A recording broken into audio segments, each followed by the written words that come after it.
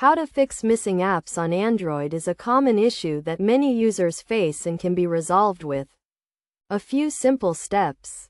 First, ensure your device is connected to the internet and you have a stable connection.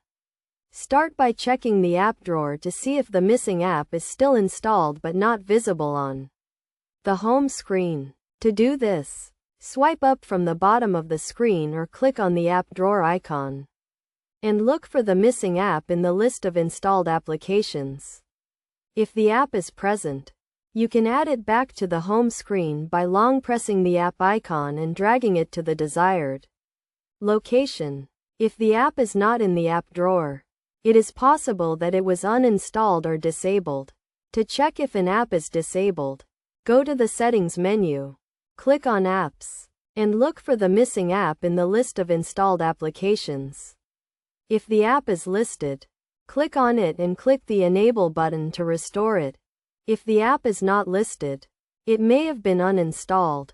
To reinstall the app, go to the Google Play Store, search for the missing app, and click the Install button to download and install it. Another possible cause of missing apps is a software glitch. To resolve this, restart your device by pressing and holding the power button until it turns off. Then press and hold the power button again until it turns back on. This will restart your device and may restore any missing apps.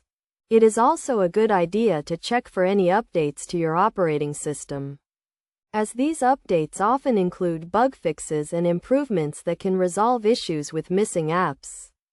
To check for updates, go to the Settings menu, click on About Phone, and click on System Update to check for any available updates.